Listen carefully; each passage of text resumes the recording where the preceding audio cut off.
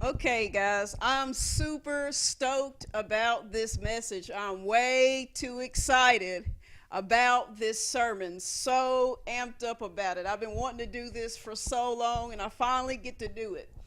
This sermon is going to be part two of a sermon I did years ago called Beautiful. The name of this sermon is going to be called Insecure. Not insecure, but in space secure. And I'll explain that here in just a second, but let me just explain this beautiful sermon. In, I believe it was 2012, I did this sermon called Beautiful. And till this day, it's still by far one of my favorite sermons that I've ever recorded. There's just something about it, something special about it. But in this sermon, I was basically saying, there may be some folks out there listening who you are waiting for your beautiful or your handsome. You're waiting on the right one, your soulmate, to enter into your life.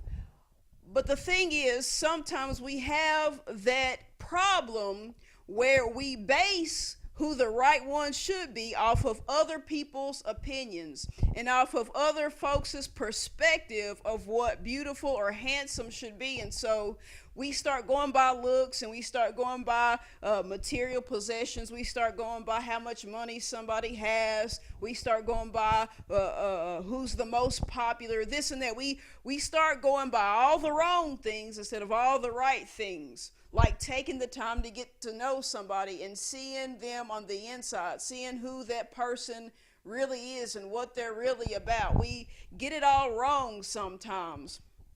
And so we end up a lot of times overlooking really great people. And we latch on to all the wrong people. And over time, what happens is we get hurt by all the wrong people.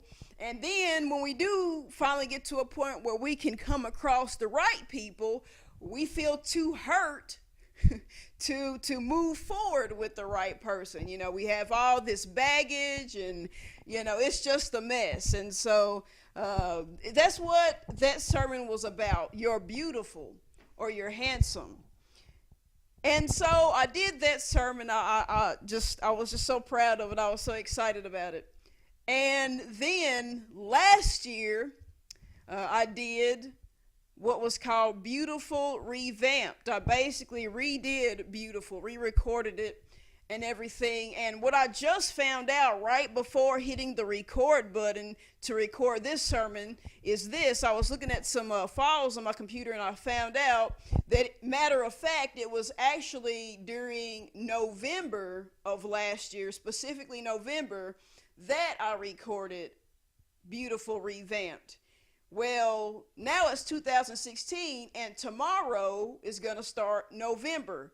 So here it is, almost exactly a whole year later, that I'm doing another thing with this sermon, Beautiful, a part two to it this time. So I don't know, I thought that was pretty cool. But anyway, so basically what this sermon is about, it kind of ties into Beautiful. It picks up where it leaves off. But what I'm basically saying is this in this particular sermon. Once again, you may have people who have been waiting for their beautiful or their handsome, and it's just about time for some of you to get what it is that you've been waiting for. But there's something you need to know, and it's this. Your beautiful or your handsome may be someone who has been made to feel insecure. Maybe other people have made them feel not good enough.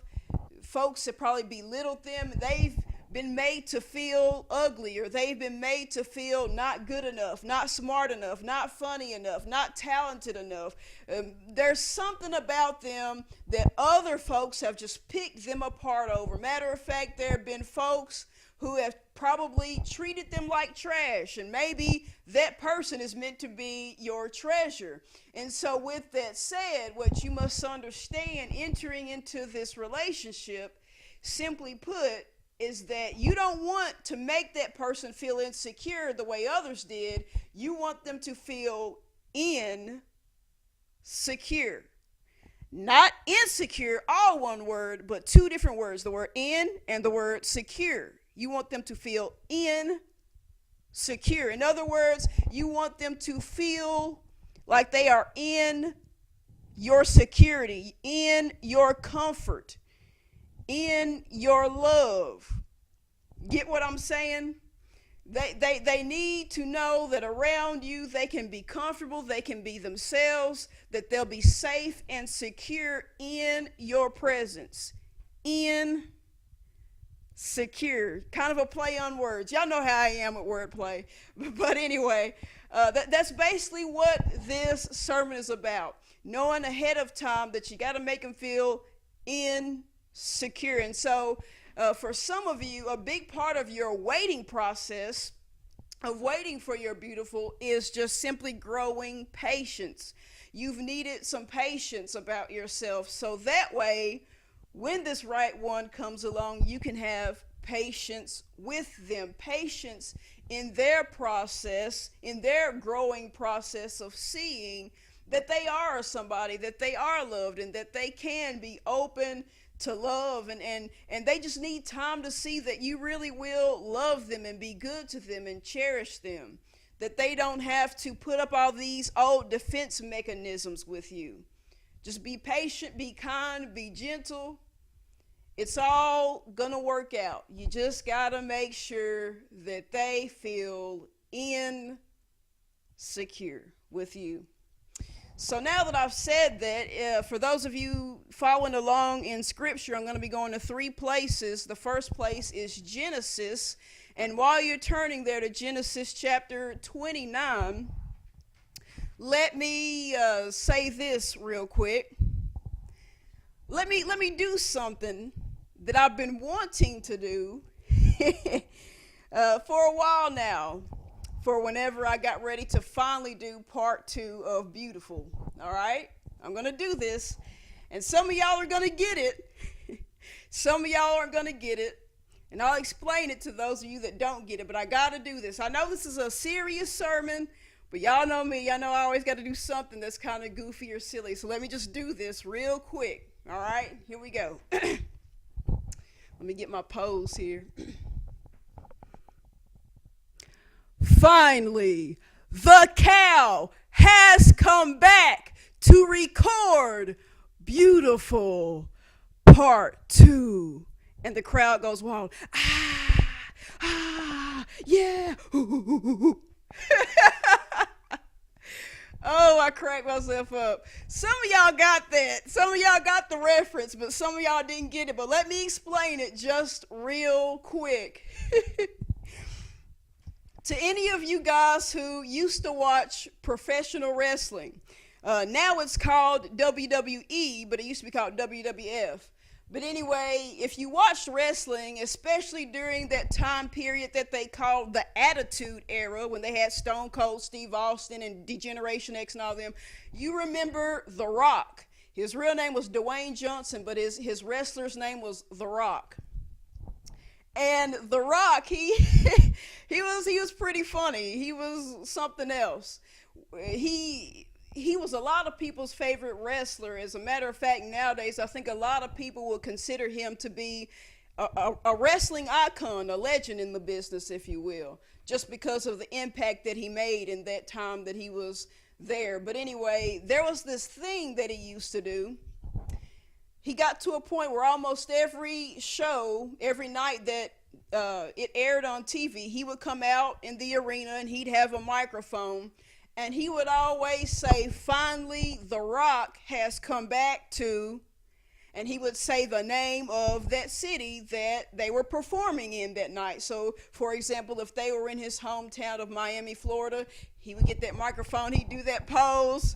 He kind of tilt that microphone up. Y'all remember, he'd be like, finally, The Rock has come back to Miami, and then the crowd would just go crazy, wherever he was, he would just say the name of that place and people just went nuts, they just went bananas.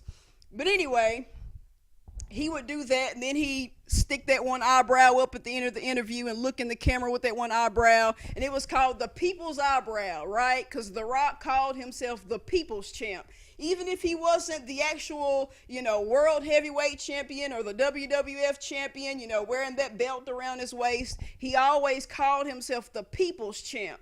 Always as a way of saying, even if I don't have a title given over to me, I know that the people still look at me as the champ. It was almost like he had that David kind of mindset, David of the Bible, where even when Saul didn't want him to view himself as anything, never wanting him to even think about the possibility of taking his spot as king, David was still kind of like the people's champ. He was still something in the eyes of the people. But anyway, so that was kind of the mindset he had. So he would always do what he called the people's eyebrow. And so my nickname is the cow, because cows are my favorite animal. So that's why I said finally the cow has come back to record beautiful part 2, because finally I get to do it. But anyway, I wanted to do that. I know it was silly, but I had to. Some of you might be thinking, what in the world does The Rock or wrestling have anything to do with this serious sermon about having your beautiful and making them feel secure and all this and that? It's going to make sense at the end of the sermon. I'm going to come back to that, but at the end of the sermon, it'll all tie in together. I'm going to tie it all in together. But right now, let's go ahead and get in scripture real quick. Go with me to Genesis chapter 29. Let's see here. We're going to start at verse 15, and what's going on here is this. We've got a guy named Jacob, and he's working for a man named Laban, and Laban's going to ask him, what do you want? You're going to come and work for me. What should I give you in return? And Laban has 2 daughters, and Jacob has had his eyes on one of them. Let's look at this, verse 15. And Laban said unto Jacob, because thou art my brother, shouldest thou therefore serve me for naught? Tell me, what shall thy wages be? And Laban had 2 daughters. The name of the elder was Leah, and the name of the younger was Rachel. Leah was tender-eyed, but Rachel was beautiful and well-favored. I'm going to stop right there and just explain this. Leah is the older of the 2 sisters, and then you have Rachel, the youngest. Leah has an eye problem. Eyes have an issue. Her eyes have some type of weakness, and Rachel is the sister between the 2 that is considered by many the most beautiful one and the one that's most well favored amongst all the people. People prefer her more than Leah. Now, a lot of people, when you look into this, if you try to do some research on it, people have different reasons for why they think Leah had some kind of an eye problem. Some people just think that she was born with weak eyes. Maybe she would be one today who would have to wear glasses. There's also another person who believes that the reason why she has this issue is because it's something that she has developed over time because of all the crying that she did, because of her sadness.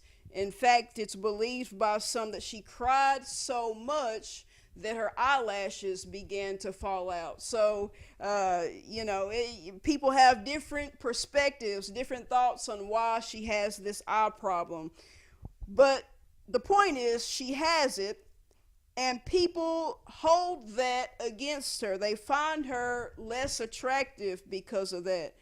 And some may say, well, how is it that you know that that's the only thing that they hold against her? How do you know that there's not something else about her looks that would cause her to be less pleasurable than Rachel? Well, I'm going to tell you that here in a moment as I get further into scripture.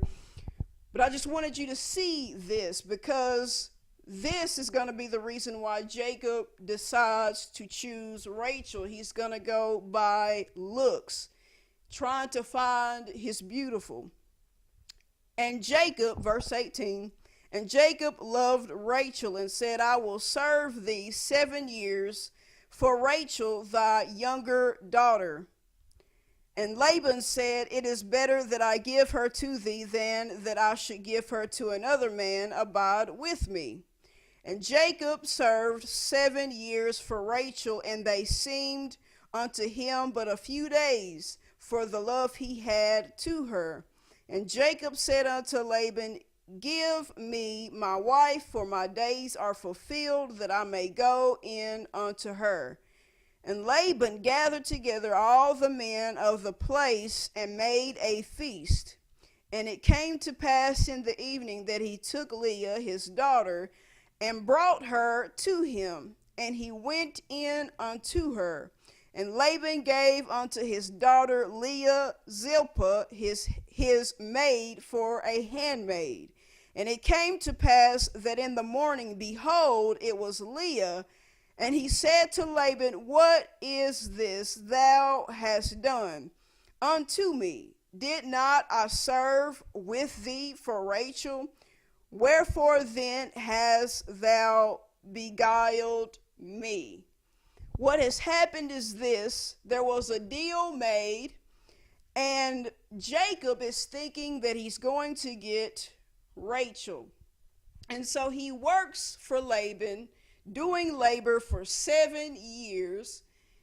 And after the 7 years is up, he says, Okay, I want to marry my wife now. I want this woman now. Give me this particular daughter of yours.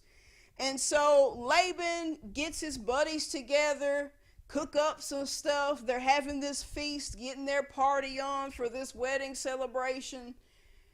And so after this ceremony, he gets to take who he thinks is Leah home to make love to her, and finds out the next day, that next morning, that really it was not Rachel that was handed over to him. It was really Leah. And so he's very mad about this. And so he goes and calls out Laban. He's like, Why did you do this? In fact, if you look, it says that he asked, Why hast thou beguiled me? A word that means to trick or to deceive. Why have you deceived me? But I find it funny he used that word beguiled, because if you remember, it's the same word that Eve used when talking about how she was tempted of the devil in the garden. We know that story early in Genesis, where God has made it clear that Adam and Eve are not supposed to eat from this one particular tree. They can eat from anything else, they can touch anything else, but there's that one tree that they're not supposed to pick from. And he tells them the dangers of it. He's trying to get them to see the big picture. Don't concentrate on how pretty or how beautiful you may think this tree is. You may think this tree is, because to eat of it will bring death, it will bring corruption, sin will reign in your mortal bodies. Do not eat from this tree. And then Satan comes along in the form of a serpent and begins to talk to Eve, and he's just, go ahead and eat from this tree. Don't listen to God. Just see, look at it. See how good it looks. Look at how good that fruit looks on it. Go ahead. He's saying all this stuff, getting Eve to think twice about what she was told, getting her to get in her feelings, get in her emotions, get into the lust of the flesh, and look at the tree for how delicious it could possibly be. And it's causing her to not walk by the Spirit, but walk by her flesh. And sure enough, she eats of this fruit. Adam eats of it. And so then things go downhill for them and for the rest of mankind from there. God goes and calls them out. What have you done? What's going on here? And Eve said that the serpent beguiled her, tricked her. But not really. He didn't really trick her, really. All he did was try to get her to go by flesh and not by what the Spirit of God had to say. In other words, he got her to not be so concerned about the big picture, about the consequences of her actions. He just wanted her to just do whatever felt right at the moment, going by the flesh.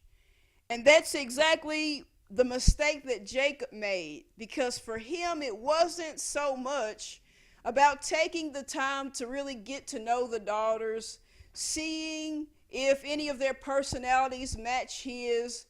All he was doing was going by the fact that one was more beautiful than the other because one of them had some type of an eye problem. And he ends up paying for it. And the funny thing about it is, while he's going by looks, going by what his eyes see, and not picking one of the sisters because of her eye problem, he ends up not being able to see that he was given the wrong sister to marry. Kind of like the expression, my eyes played tricks on me. That's basically what happened. You know, it was like his eyes played tricks on him. At night, he really couldn't see what was really going on. But the next day, when the sun came out, right? The sun will come out tomorrow, right? Sun comes out and he can really see what's going on. And some people get bewildered by the text here because they will think to themselves, well, I still just don't understand how that happened. I don't understand how he couldn't tell that he was given the wrong sister to marry. How did that happen? I mean, surely there must have been some distinction between the looks of the two sisters for him to tell. But here's the thing, and this is going to answer the question that I was talking about earlier when I said, yes, there is the reality that the only big difference between the looks of these sisters is the eye problem, and that's the reason why people were picking Rachel and favoring her more than Leah. Here's how. The reason why is because the thing is, Rachel and Leah are actually twins. So since they're twins, they look just alike. One of them simply has an eye problem. Now you get it. So I was right when I said that's the one reason why they're considering Rachel more beautiful than Leah is all simply because of the eye problem, because they're twins. They look both alike.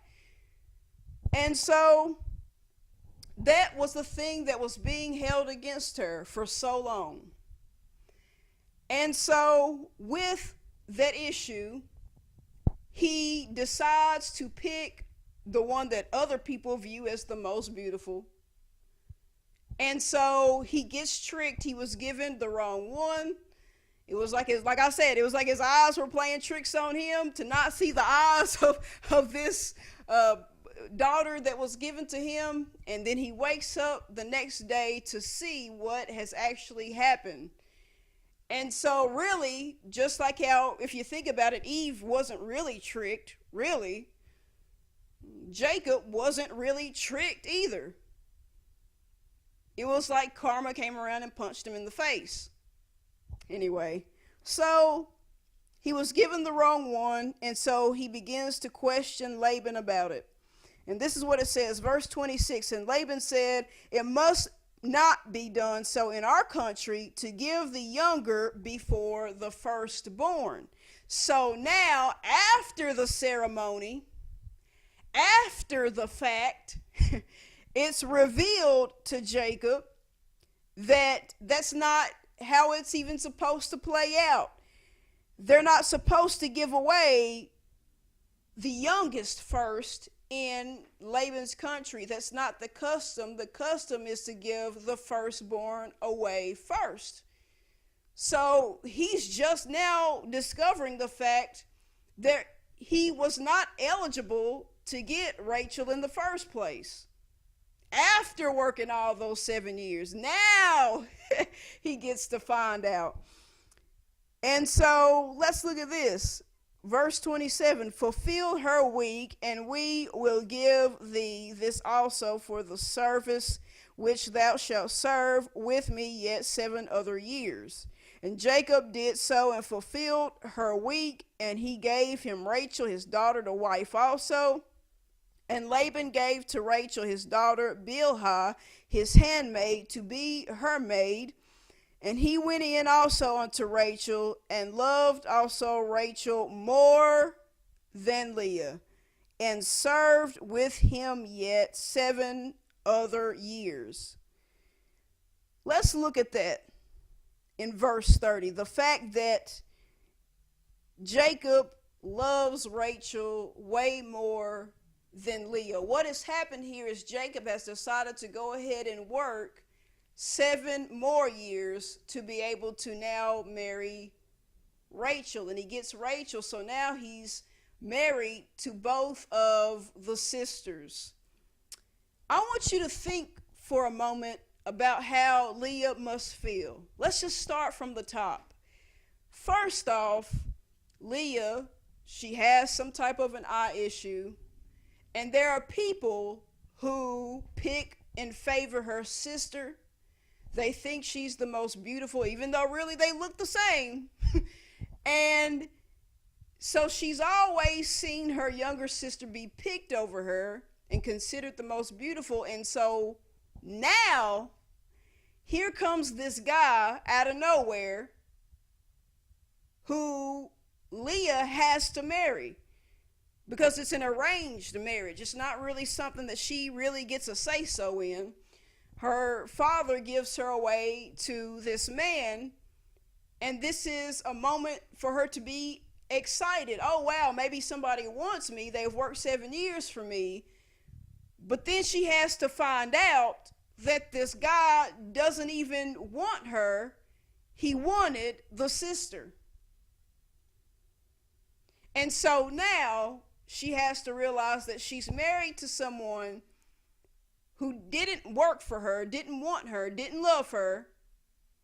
And her father basically used her to get more work out of Jacob, because he knew he would probably be willing to work 7 more to get Rachel. So she's being used by the dad. She's married to somebody who doesn't really want her. Nobody else of the past really seemed to want her. And the sister is still the favorite. I think it's pretty safe to say that Leah must feel very, very insecure. And she doesn't have anybody to make her feel insecure.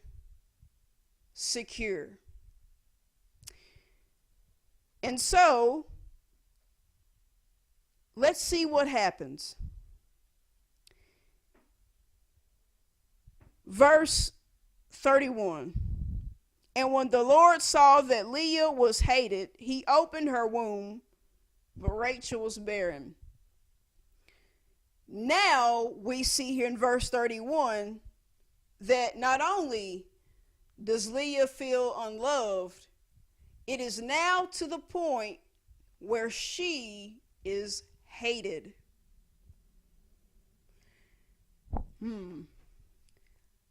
Some of you right now, you're waiting on your beautiful, you're waiting on your handsome. You're going to have somebody who has been made to feel very broken. They've been chosen over so much. They've been overlooked so much.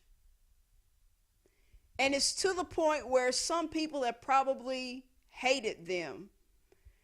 You're coming across somebody who has been made to feel so low, so insecure, that it's to the point where they probably have loved ones who it's almost like their loved ones would rather get rid of them, don't really want them around anymore. It's almost like they're a nuisance, like they're in the way, like they're just there to be used, to be taken advantage of for one thing or another, because they're not of any importance, any real importance, no real benefit.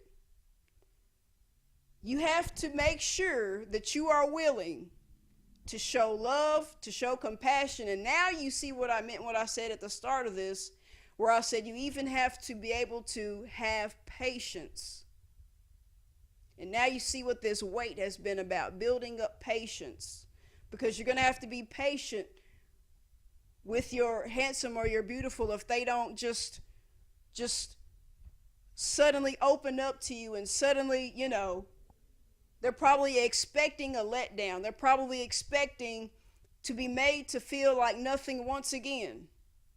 Do you understand where I'm coming from? In other words, they've gotten so used to that pattern of being rejected, of coming across false hope, because that's probably what Leah felt, that false hope. Oh, will I get to get married, and then find out, you know what I mean? Find out she's not really wanted.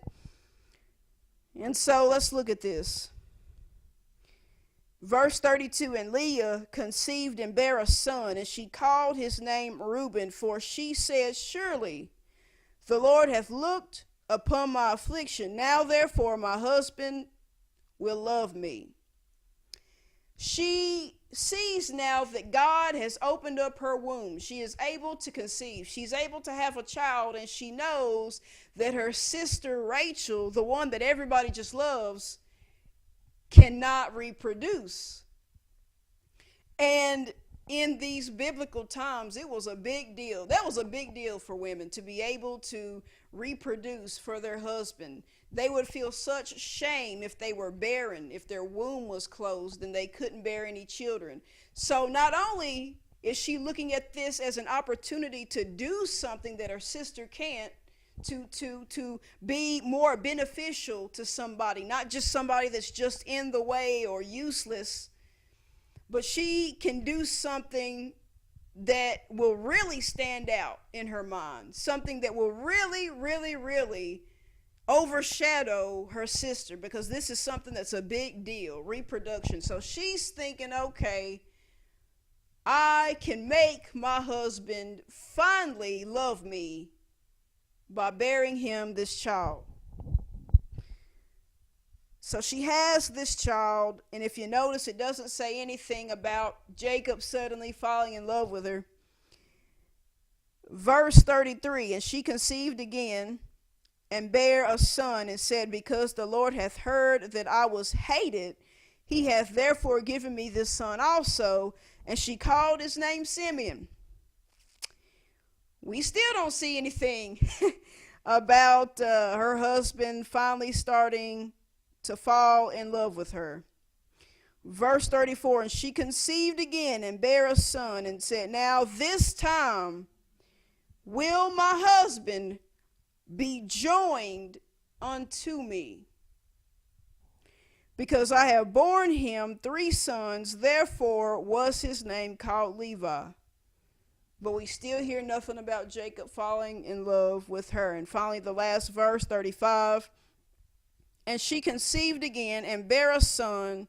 And she said, now will I praise the Lord. Therefore she called his name Judah, and left bearing. She got to a point, ladies and gentlemen, where she had to stand back and look at the big picture. She might have had some messed up eyes, but she was still able to see the big picture finally. And the big picture was, it was not about trying to make her husband love her or even like her. It was about giving the praise and the glory unto the Lord. You see, it wasn't like her husband was the one that was able to open up her womb. God opened up her womb.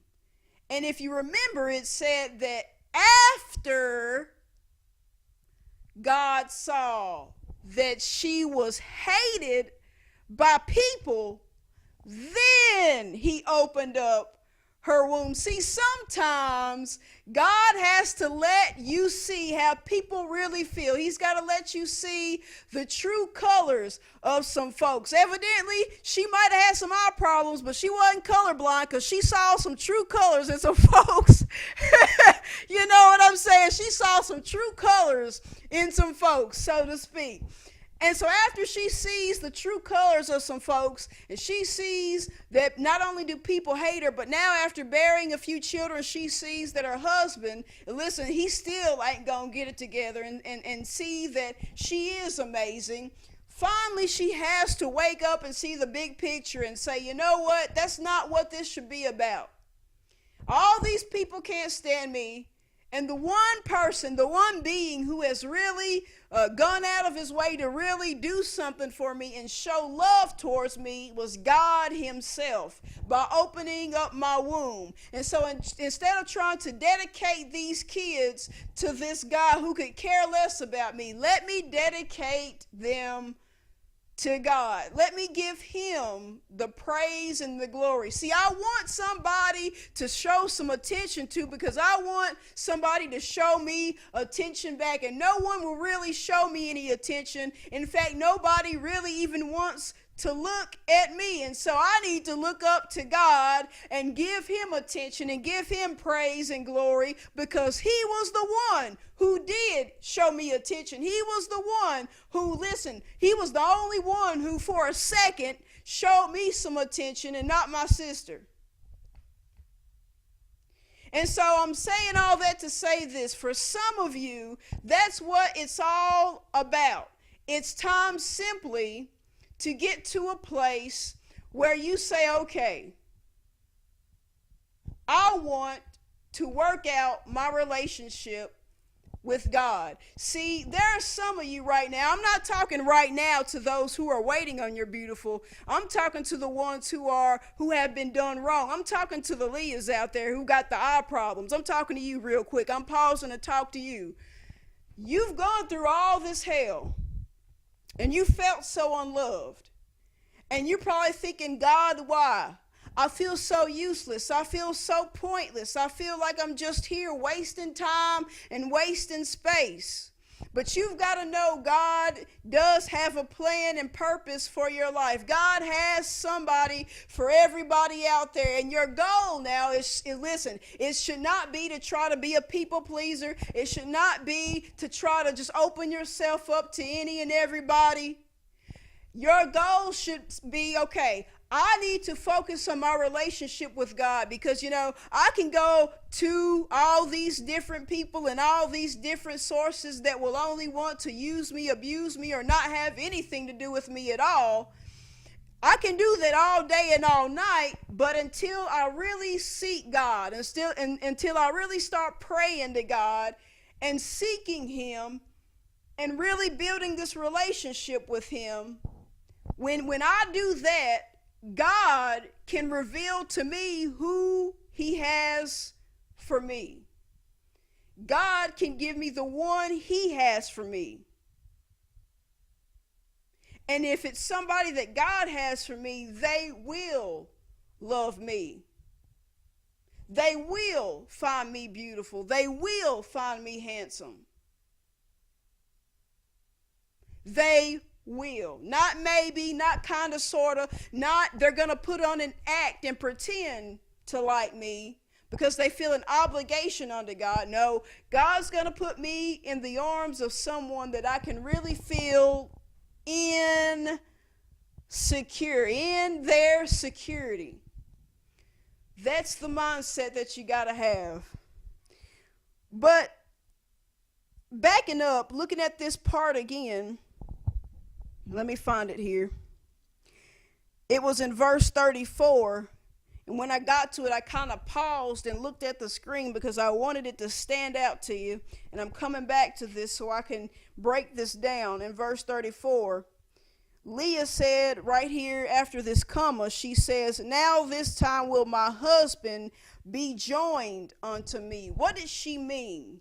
So I looked this up, and joined, going back to the Hebrew that it was translated from, comes from this Hebrew word laval.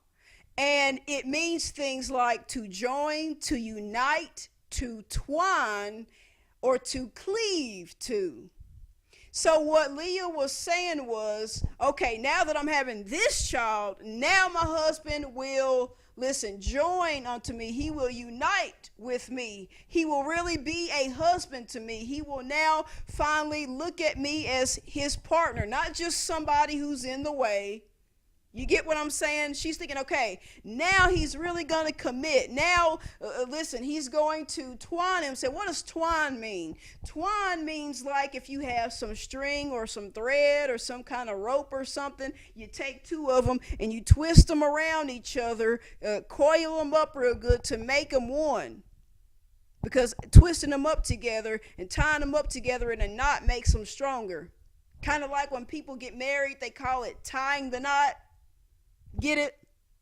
So she's saying, okay, now, and listen, in other words, what she's saying is this: when we got married, I really didn't feel like we tied the knot. We didn't really twist together. We didn't come together to become one. So now I think he'll want to feel knotted up with me. Now he'll want to unite with me. Now it'll feel like a real marriage. Now he'll want to grab a hold of me and cleave to me and show me some love and some protection and some security. Now I'll feel insecure. That's what she's thinking in her head with this next child that she's about to pop out. That's what she's thinking. Now I got him right where I want him. Now he's going to love me. Now he's going to fully embrace me. Kind of like when people get married and they say, you know, what's yours is mine and what's mine is yours. We're one now. Like the Spice Girls when they did that song, When to Become One. I'm sorry, y'all. I don't know what's going on. Lately, it's like I've been on this Spice Girls kick. Like last week, I think it was, I did a sermon where I mentioned the Spice Girls, but I was talking about that song "Wannabe." You know, I don't know. I don't know what the deal is. But anyway, but yeah, two becoming one. And so, with that said, real quick, go with me to Matthew chapter 19. I'm just going to read this one verse.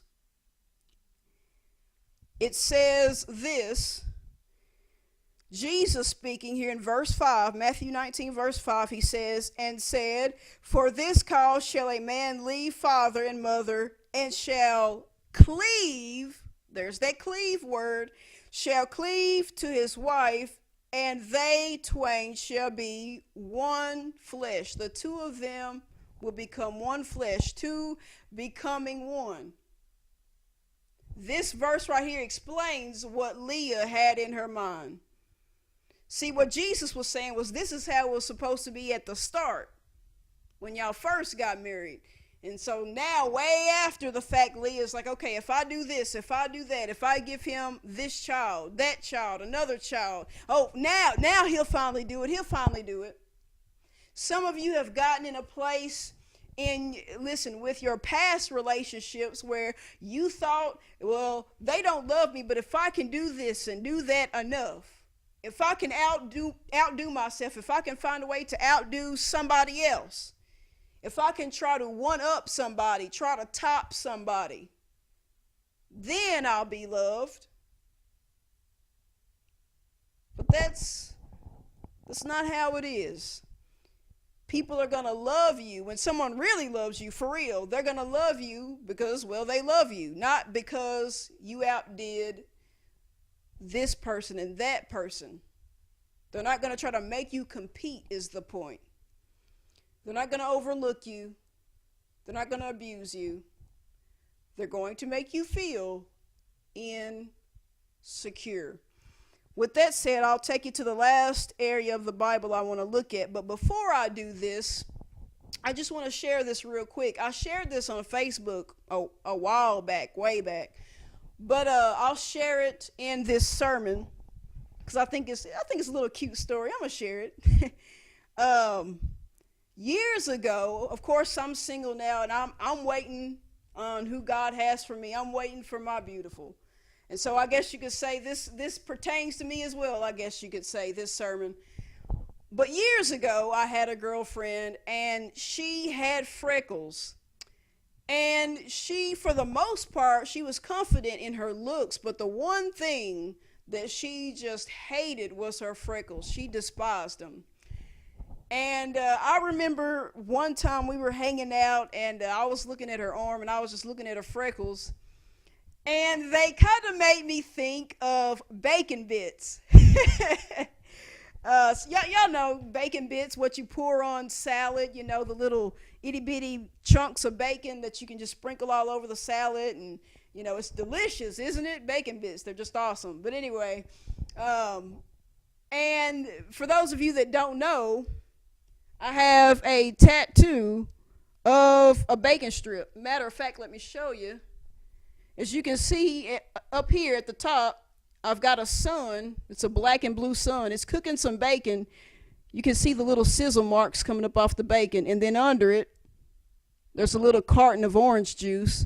I don't know why people think it's a milk jug when they see it, because I know they see that orange slice that's on there. I mean, come on. But anyway, but the point is, I think bacon is delicious. So, of course, I like bacon bits, right? Makes sense. So when I'm looking at her freckles and they look like bacon bits, I was like, you know what, I'm going to tell her, because, she's real insecure about the freckles. If I tell her that these freckles, remind me of bacon, it might brighten her day up a little bit. I know it's silly, but, it's something. So I told her, I was like, your bacon bits, your freckles, they remind me of bacon bits. And I really like bacon, so... if I like bacon and your freckles look like bacon, then that must mean that you should be delicious to me. That was my explanation. And so she just died laughing. She thought it was just the funniest thing. And so, but she felt better for the moment. She felt better about it. She knew that she didn't have to feel uncomfortable or insecure around me about her freckles. So I was making her feel secure, not insecure, but secure. And that's really what we need, guys. We need to be willing to be the type of people that if someone is insecure about something that they just can't help, something that they view as a flaw or whatever, we should strive to make them feel comfortable, to let them know, I love you regardless. You're mine. You know what I mean? I love you because you're mine, and I don't care what other people think. I don't care if people make fun of me and tease me, because they look at it like if they want to tease you, they got to tease me for liking you. I don't care. They can make fun of me all they want. I love you. Flaws and all, So that's the type of mindset we should have. Being quick to just showing love to one another. Once again, making each other feel secure. And so with that said, finally, 1 Samuel, let's look at this. Chapter 1, starting here at the beginning, it says this. Now there was a certain man of Ramathaim Zophim, of Mount Ephraim, and his name was Elkanah, the son of Jeroham, the son of Elihu, the son of Tohu, the son of Zuph, an Ephrathite. And he had 2 wives. The name of the one was Hannah, and the name of the other was Peninnah. And Peninnah had children, but Hannah had no children. And this man went up out of his city yearly to worship and to sacrifice unto the Lord of hosts in Shiloh. And the 2 sons of Eli, Hophni and Phinehas, the priests of the Lord, were there. And when the time was that Elkanah offered, he gave to Peninnah his wife, and to all her sons and her daughters portions. But unto Hannah he gave a worthy portion, for he loved Hannah, but the Lord had shut up her womb. So in this story, we have a man named Elkanah, and he has 2 wives. One of them is Peninnah, and the other one is Hannah. Peninnah has given him sons and daughters. However, Hannah has yet to conceive. Her womb is still shut up. But we see that Elkanah does not hold that against Hannah. He still loves Hannah very much, even so to the point where when he gives to his wife Peninnah and he gives to her children, he still gives a fair share to Hannah. He wants to show her that regardless of her situation, of her not being able to reproduce, that he still loves her for her. She loves her because she's his. In other words, he wants her to feel insecure. I'm going to give you just as much as I would anybody else, any other wife. Look at this. Verse 6, and her adversary also provoked her sore for to make her fret, because the Lord had shut up her womb. And so we see here that Peninnah has basically made herself an adversary to Hannah, has made herself a rival, trying to be a rival wife, if you will. Like she wants to wrestle her almost. Like, come on, what you gonna do? You know, you ain't nothing, you ain't nobody. You know, you can't even bear any children for this man, you know, and I look at what I can do. You know what I mean? So she's really doing and saying some things that's making Hannah mad, angry, provoking her, belittling her, making her feel less than, making her feel like she's not good enough, like she just can't compare to Peninnah. Verse 7, and as he did so year by year, when she went up to the house of the Lord, so she provoked her. Therefore she wept and did not eat. And so now Peninnah has upset Hannah to the point where now she's crying, she's not eating, she's just very upset and full of emotions. But in verse 8 it says, then said Elkanah, her husband, to her, Hannah, why weepest thou, and why eatest thou not, and why is thy heart grieved? Am not I better to thee than 10 sons? So here Elkanah is saying, don't cry, don't worry about it. It's not a big deal. Why are you so upset about this? You're way more upset than what you probably think I am. You know what I mean? It's okay. I love you. You don't need to be sad. You don't need to be sitting around here moping and not eating. You know, you're so worried about whether or not you're good enough for me, but in a way you're kind of neglecting me because of this. Because you can't step back and see just how much I really love you.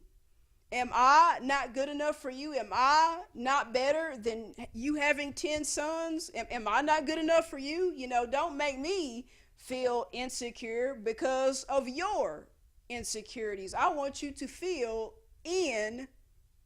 secure, not insecure.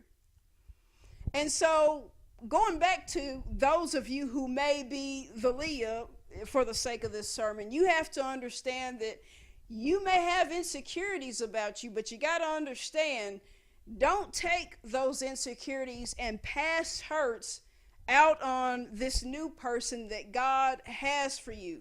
In other words, here, don't take your baggage from the past and try to bring it forward with you. It's only going to weigh you down, and it will only bring damage and hurt into this relationship that's actually meant to bring healing. It's supposed to be a flourishing, healthy relationship. A relationship that could inspire others, could inspire other people to find the special soulmate that just brightens their day and makes them feel insecure.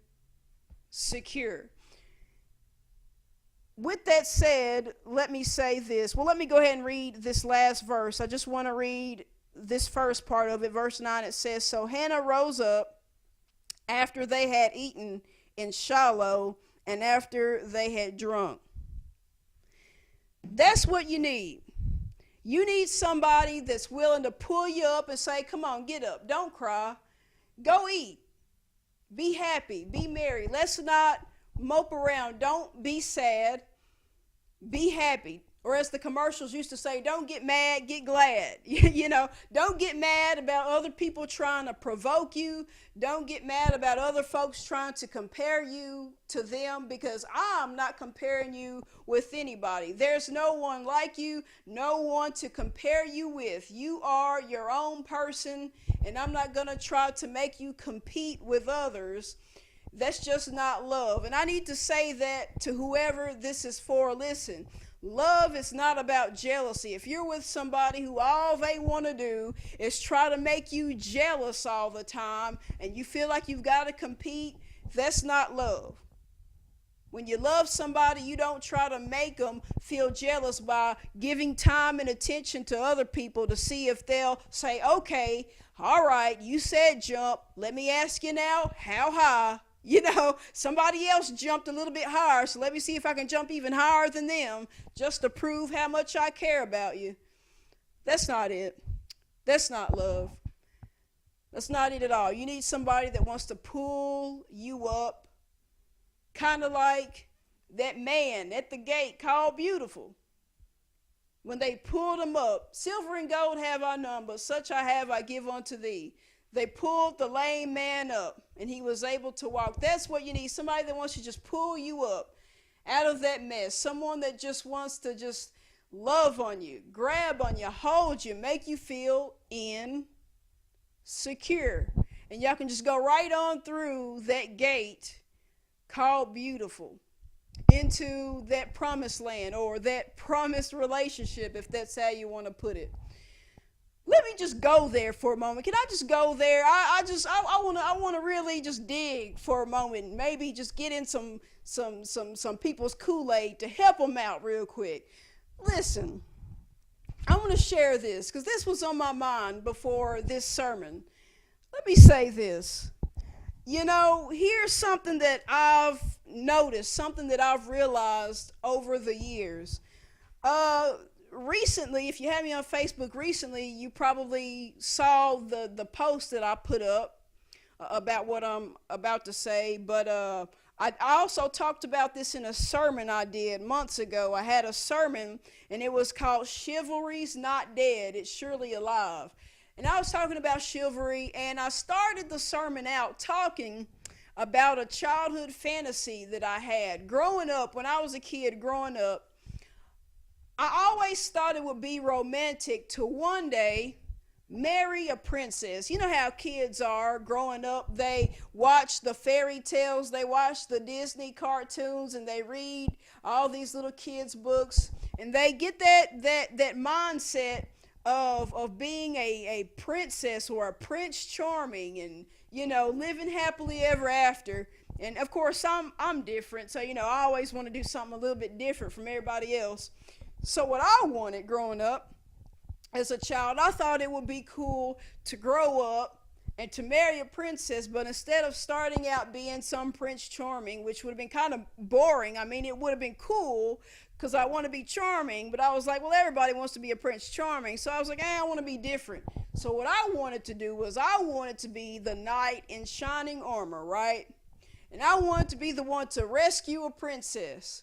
But instead of taking the princess to the Prince Charming and letting him, get to have her after I just got done saving her, I was like, you know what?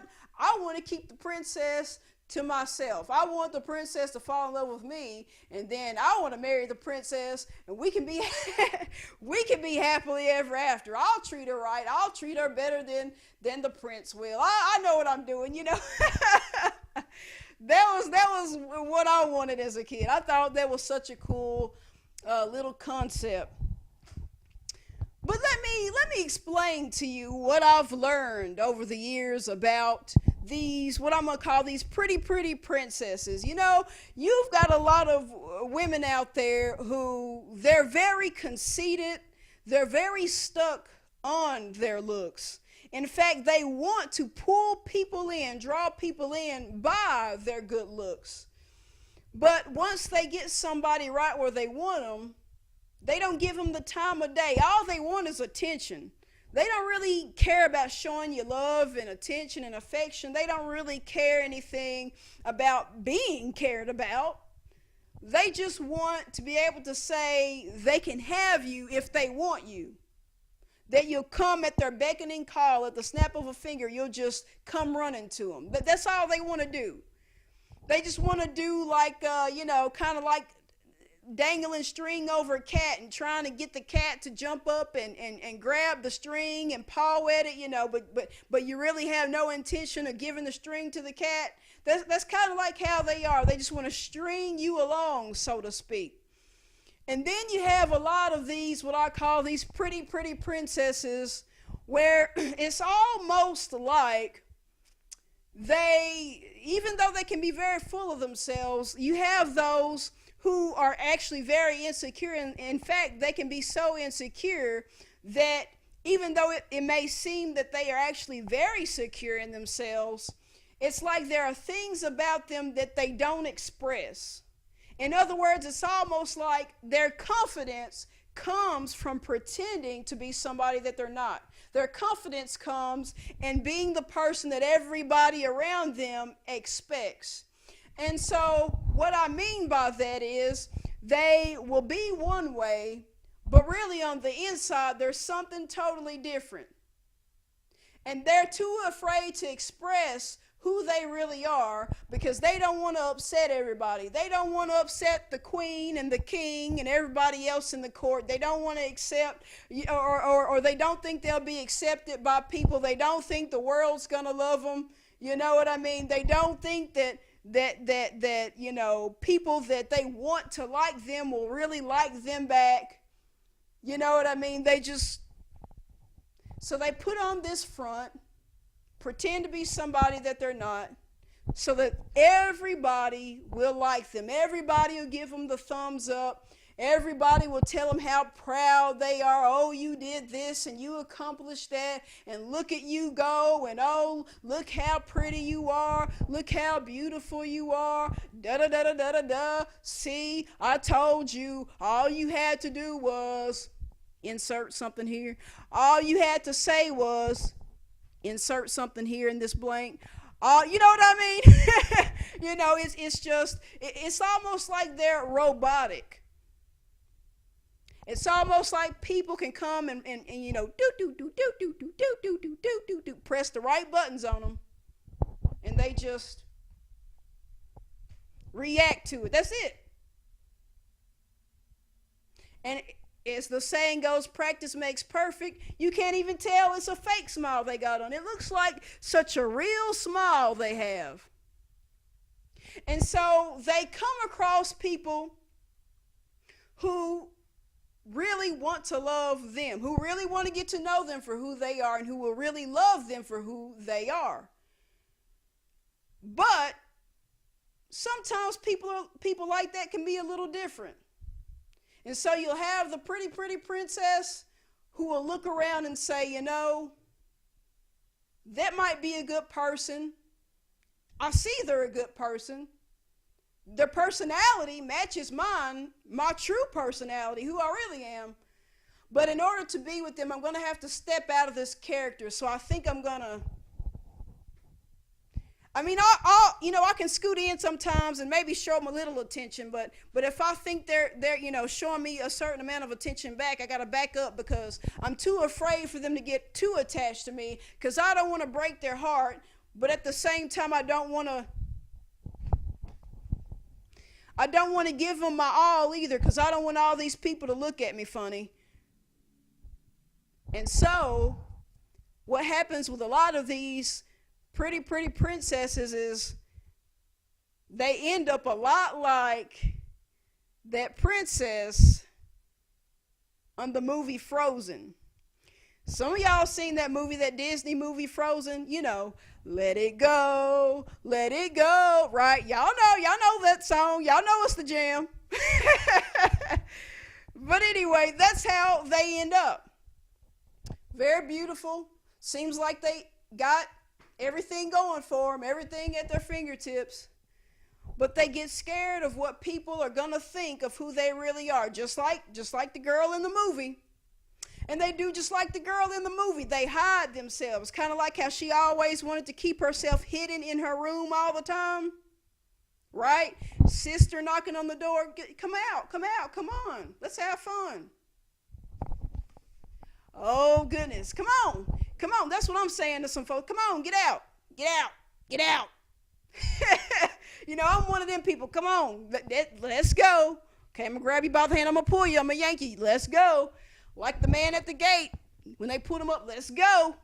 Oh, boy. I'm having fun now. Come on. Get up. Let's go. But instead, they do like that princess in the movie, locking themselves out, keeping themselves isolated. And the princess in the movie had this ability to make things and people frozen. Just with her hands, she could just freeze them. And the interesting thing about that, which is why it's called Frozen, of course, why the movie's called Frozen, but the interesting thing about that, the thing that's kind of ironic is, really, she was the one that was frozen. Has anybody else ever thought about it that way? Really, she was the one who was frozen. What I mean was, it was like she was frozen in time because, well, she couldn't live the life she really wanted to. She was too afraid to be herself. She kept herself locked away in her room. She was wasting time, wasting a lot of her life away, not really doing what she really wanted to do and really being herself. So she was like frozen. She was pretty much frozen in time. And there are some people out there who may be listening who maybe you do the same thing. Maybe you're so afraid to be yourself that you keep yourself frozen in time, but in the process, you want other folks to stay frozen as well. Oh my goodness. You want everybody else to be frozen. You don't want to move forward, but you don't want anybody else to move forward either. No one around you should be moving forward because it's just going to be a reminder to you of how much you don't want to move forward. It's kind of like that old saying, misery loves company. The more of us that can stay frozen together, the better. And so, you see things like that play out. You have, I'm just going to keep going. I'm just going to go there. I'm having fun now. This is getting good. You have, y'all know me once I get started, like the Pringles commercials that used to say, once you pop, you can't stop. Once I get started, kind of hard to stop. So now, but seriously, now you get to a point where you got people wearing so many different masks now, so to speak. Pretending to be somebody that they're not, showing you only what they want you to see. Now you got very, how do I put this? I'll put it to you this way. You have girls who, they're one way, but it's like they're pretending to be something else. So they'll be hiding in their room, so to speak, locked away in a room. Isolated, get it? Isolated, frozen. Like when I said they're frozen in place, they're isolated. Get it? A play on words here. So they're isolated, cold, and that's what happens. They just make themselves, see, on the inside, really, they're warm-hearted, but they have to make themselves be cold-hearted sometimes. They act cold-hearted to some folks sometimes because they're too afraid to show that they really have a warm, caring heart. So they just push people away and distance folks away, and they purposely become cold-hearted in their isolation because they want to be frozen in time. Oh, I'm just having fun now. And what ends up happening is you'll have even this happen. You'll have girls, there was one girl that even told me one time, I want to be like you. I want to be brave. I want to be strong. I don't want to be, basically what she's saying is I don't want to be this weak, passive aggressive, I don't want to just kind of have my moments. I really want to be brave and bold. But you have so many people that are afraid And so they hide in their room. They're isolated in their room. You even have those who are isolated, not just in their room, but in their closet. Oh boy. You got a lot of people trapped in the closet, as R. Kelly would say. You got some people trapped in the closet. You've got those who, they feel like they have to play the straight role. They have to play this role of being this real girly girl and, So they're not just trapped in the room, they're trapped in the closet. It's really cold in there, cold and dark. At least in the room you got a ceiling light. Oh man, you ain't even got no plug-ins in the closet to turn on a lamp. You just,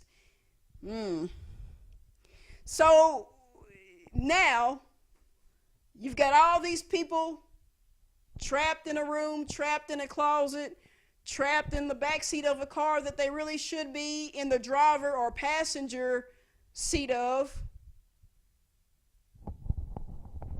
Okay, I'm going to move on. But everybody is so busy being frozen that they're not allowing themselves to move forward. And so they miss out on the sunlight. They miss out on the beauty, the true beauty of life, by trying to be beautiful in the eyes of everybody around them.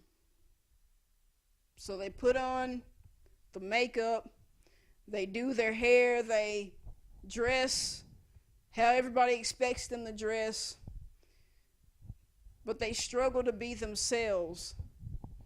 And the more they struggle to be themselves, the harder it is for them to get the one that God has for them.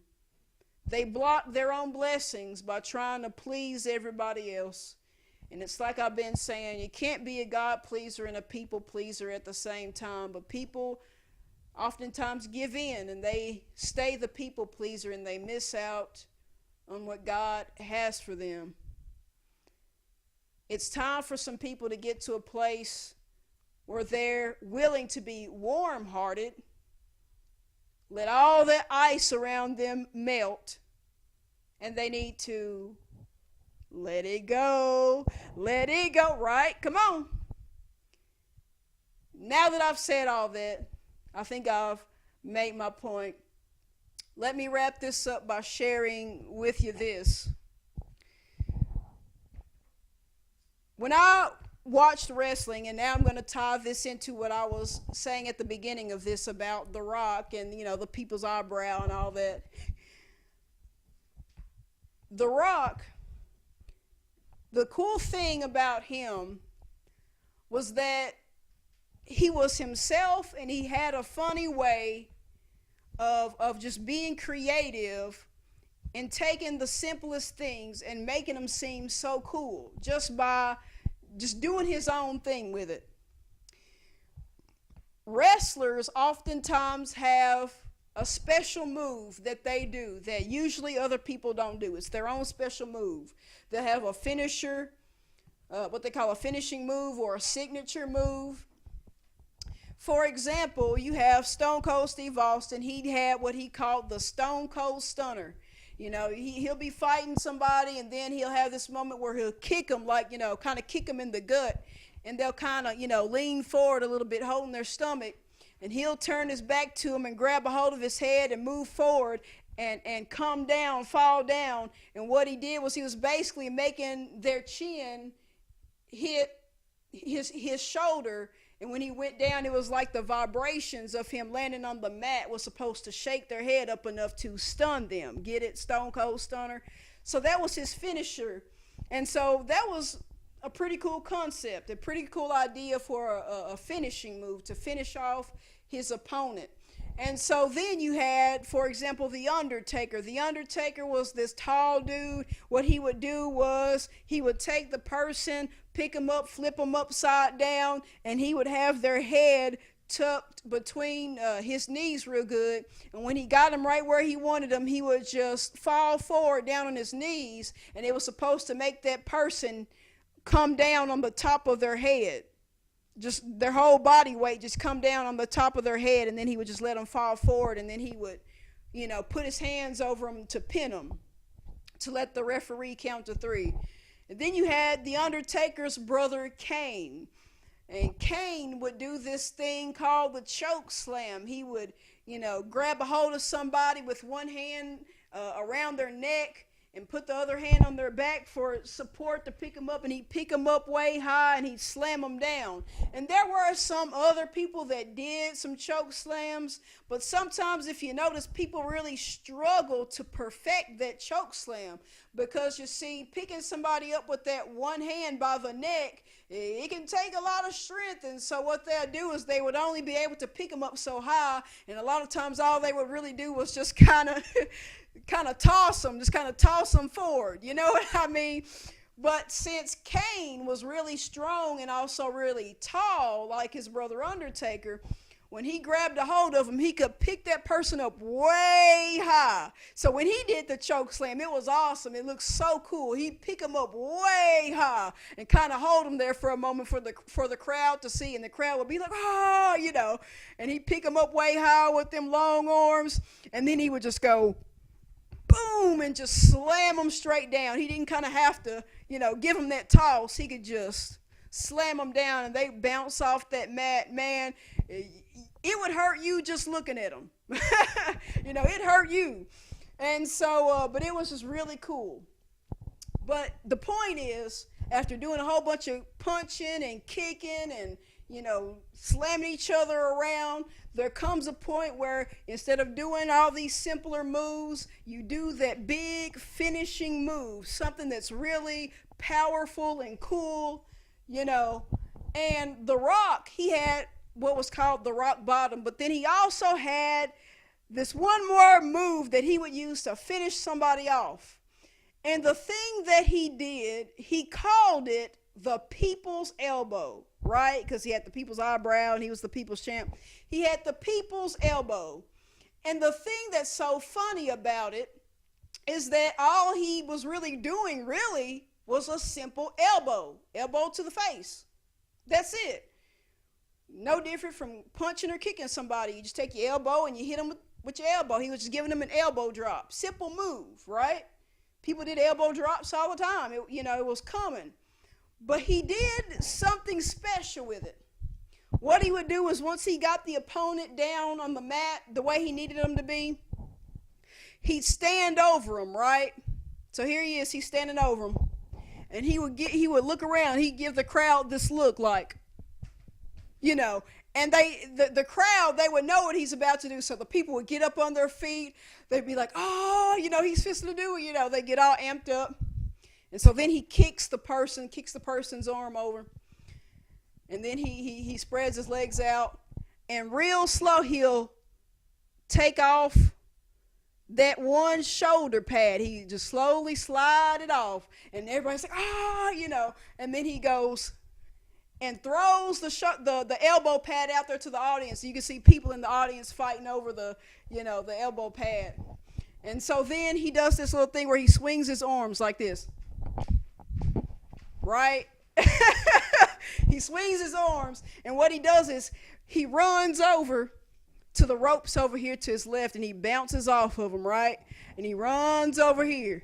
And he jumps over the opponent, and he runs over here to the ropes over here on the right side, and he bounces off those ropes. And then he comes back, and he runs, and then he stops and does this slide, right? And then he kind of does this shake, and then he just goes down and elbows the person in the face. And it's just the funniest thing. It's a simple elbow drop that everybody does, but he, instead of just dropping the elbow, he does all this over dramatic stuff to get the crowd going, and it's called the people's elbow. And it's such a cool move until you really realize that all it is a regular elbow. He's just doing some goofy stuff. But he had the personality and the charisma and the creativity to make it into something that's considered one of the most exciting moves to watch somebody do. A simple elbow drop. In fact, if you think about it, it's not very different from Hulk Hogan. Hulk Hogan is also somebody considered a wrestling icon, and one of his big moves, finishing moves, was a simple leg drop. Just kind of putting your leg up and just dropping your leg down on an opponent while they're laying out on the mat. And he would do that. He would just kind of back up and he would just kind of bounce himself off the ropes and come up and just let that leg up, and he would jump up and just let that leg drop, but he just had this over dramatic way of doing it that he just made it cool to the crowd. They would start cheering that, and you're probably thinking, what does that have to do with any of what you've been talking about? And it's simple. Simply put, some of you that are waiting on your beautiful or your handsome, you got to understand that maybe there are some things that they just can't do. Kind of like Hannah in the story. She couldn't bear children. Maybe they have something that they can't do, or maybe something that they can't do as well as many other people. And maybe it's not so much the looks that they're insecure about. Sometimes it's just about their abilities, or rather a disability they may have, or something along those lines. But there's something that they feel like they lack in, maybe. However, they may have gifts, talents, abilities, things that they have about them, creativity. There's something about them that causes them to be able to come up with some really cool stuff, really nice concepts, really awesome ideas. And they can take the simplest things and make it something incredibly, incredibly awesome. Kind of like The Rock and Hogan when they took a simple elbow or leg drop and made it the coolest stuff ever. The most entertaining thing you can watch. In fact, The Rock called it the most electrifying move in sports entertainment, right? Remember, he called it that, and it was just so cool, even though it was just an elbow. but that's what you have to know about your beautiful or your handsome. What makes them so beautiful and what makes them so handsome isn't all about what's on the outside. It's about what's on the inside. Kind of like that sermon I did last week called Mattathias, when I was talking about my car, Mattathias. As y'all know, I named my car Mattathias, and I call her Maddie for short. But that's, I talked about how it wasn't about how the car looked on the outside. I was more concerned about what was under the hood, what was going on the inside. That's how we have to be. We've really got to be concerned about what's on the inside. That's really what's going to make them the most beautiful or the most handsome, because what's on the inside, if you love them and you let them feel insecure enough in who they are, and they start to open up to you and show you their abilities, the things that they can do that others can't do, the advantages they have, even though it seems like all they have is disadvantages. If you let them show you what they really have on the inside, it'll show on the outside, and it will make them beautiful. I thank you all for tuning in. I've definitely enjoyed this sermon, and I'm excited, and I'm just hoping that people will tune in and listen and just enjoy this as much as I've enjoyed ministering this message. I'm going to go ahead and pray us out of here. Heavenly Father, I thank you for another time to minister another word. Lord, I've been looking forward so long to doing this part 2 of this message. I'm so excited about it, and I'm glad for this chance to finally do it. Lord, I pray that this would be a message that would bring joy to the hearts of people, that it would encourage people to be themselves, to not be ashamed of themselves, to let people see they don't have to feel less than, they don't have to feel like nothing, they don't have to feel like they're not beautiful or not handsome enough for people. Lord, show people that you have somebody for everybody. If people would just continue to seek you and continue to have an open heart and open eyes for what you have in store for your people, Lord God, I thank you. I give you all the praise, the glory, and the honor. In Jesus' name I pray. Amen.